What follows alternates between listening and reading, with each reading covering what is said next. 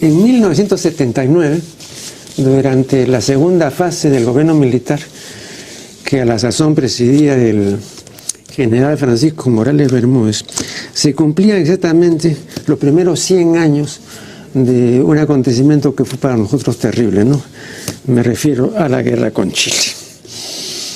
Entonces se dijo que la manera propia de celebrar el centenario era desquitarnos y hacer con los chilenos lo que los chilenos hicieron con nosotros.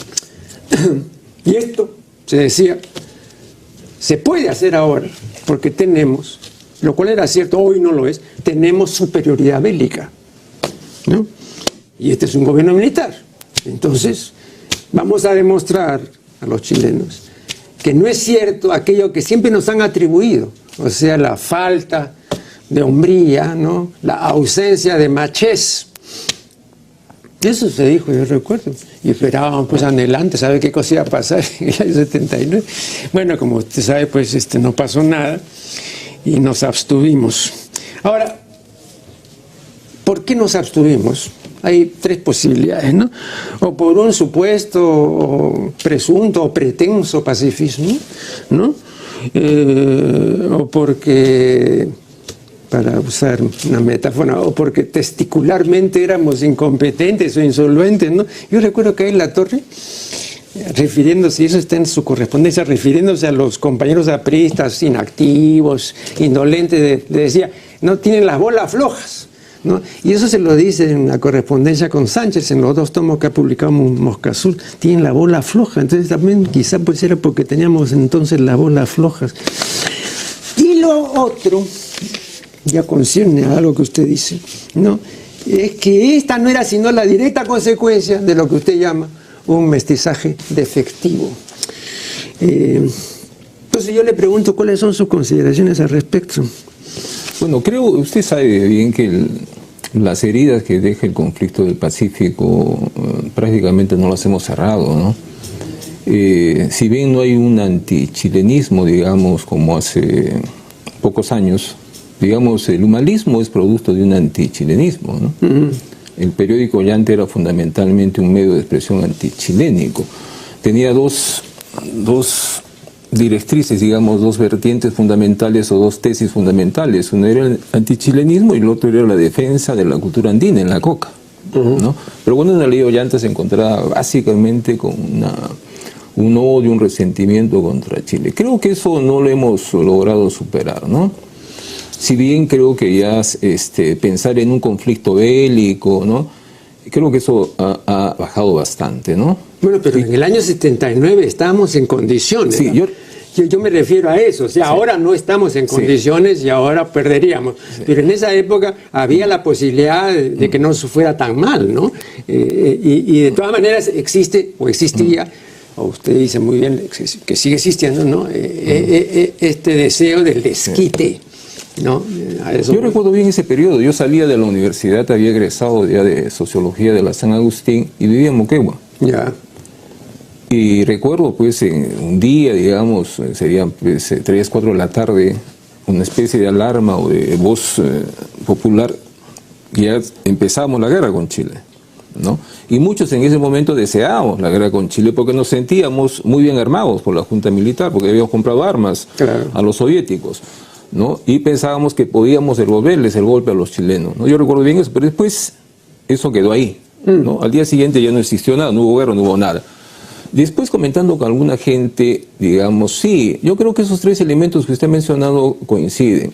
Creo que somos un pueblo, si no pacifista, con una tendencia hacia el pacifismo. Yo siempre me he preguntado, ¿por qué en el caso de los peruanos no hemos tenido, por ejemplo, juntas militares tan violentas? Oiga, pero perdón una cosa, usted habla de un pacifismo, pero ¿qué? ¿Cuando lo han derrotado, cuando se han metido, cuando han estado 3 años, ya han saqueado? Nosotros, digo. Sí, no, pero digamos, remontémonos, ¿no? Pero ¿qué pacifismo puede ser ese?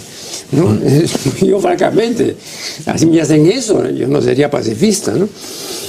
Sí, pero lo que me refiero es lo siguiente, no hemos tenido nosotros dictaduras militares como la de Videla, por ejemplo, Pinochet, ¿no es cierto? Hemos tenido, por ejemplo, la guerra subversiva de los 80, 90 y tantos, sí, con mucha violencia y muchos muertos, como dice el informe de la Comisión de la Verdad, que por cierto es discutible, ¿no?, para algunos. Pero no hemos tenido hechos de ese tipo, digamos, tan violentos. Por supuesto que somos un país con mucha violencia, eso sí, no quiero negar. Y después cuando uno ve, por ejemplo, más atrás en la historia a Tupac Amaru II, ¿no?, él cercó el Cusco, pero no toma el Cusco. Y todos los historiadores consiguen señalar que si hubiese tomado el Cusco, presionado por Micaela Bastidas, quizás la historia sería distinta. Bueno, eso aquí es hipotético, ¿no es cierto? Pero el hecho es que no toma el Cusco.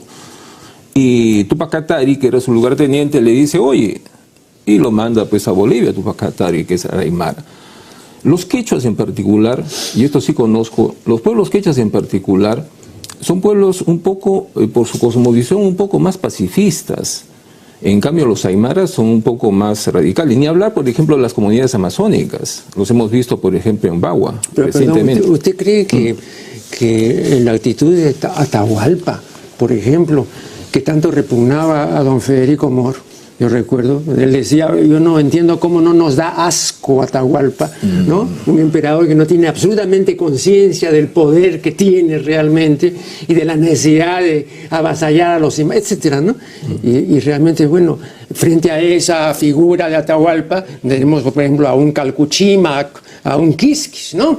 Bueno, ahí hay una presencia de rebeldía, ¿no? De estar en contra de, ¿no? Hay una diferencia, ¿no? Por supuesto, grande entre Atahualpa y Huáscar, por ejemplo. Y hablando de Atahualpa, usted sabe de que la doctora Rostorowski, ¿no es cierto?, tomando las crónicas de Santa Cruz Pachacuti, señala de que Huáscar le envía, cuando hay el conflicto entre los hermanos, le envía afeites femeninos a Atahualpa. Muchos hemos jugado, digamos, en el imaginario sobre los quechuas y a eso iba con cierta pérdida de virilidad, digamos, ¿no? Y casi feminidad en el pueblo quechua.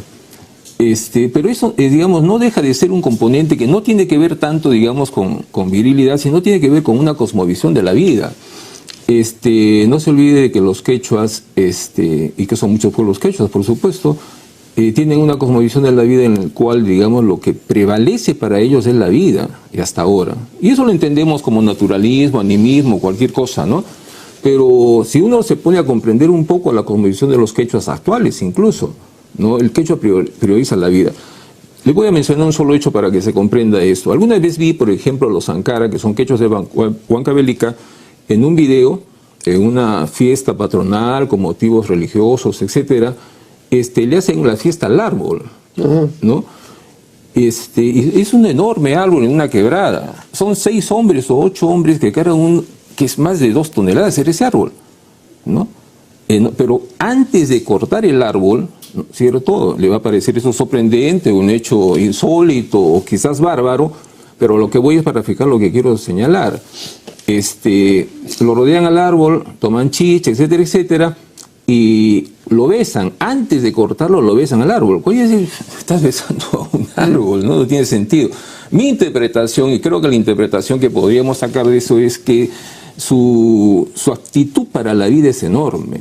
Si no, no entenderíamos, por ejemplo, esto que ahora, digamos, los ecologistas llaman, ¿no es cierto?, el cuidado que tienen las culturas andinas con respecto a la naturaleza, la protección, el cuidado de la Pachamama, etcétera, ¿no? A eso me refiero, ¿no? Creo, y incluso en el libro yo abro un capítulo provocador a propósito de ese tema. Hablo de la feminidad de ser de los peruanos, que tiene que ver con el mestizaje, porque nuestro mestizaje tiene una particularidad y creo que en eso podemos coincidir o quizás discrepar. No hemos definido nosotros como peruanos nuestra relación con lo que vendría a ser el mundo prehispánico o el mundo andino, el Tahuantinsuyo, ¿no es cierto? No me refiero como Machu Picchu, me refiero como una parte de la identidad nacional, ¿no? Y nuestra aspiración siempre, mayor o menor, ¿no es cierto?, de parecernos más a los que vinieron de fuera, o parecernos más a las culturas que vinieron de fuera. A ese tema, a esa duda, a esa ambigüedad, es a la que le llamo yo la ambigüedad de ser, de nuestro ser mestizo, no tanto por el cruce, digamos, racial, digamos, o cultural, sino como actitud de identidad como peruanos, que estamos atravesados por dos culturas y no logramos salir de los impases de esas dos culturas.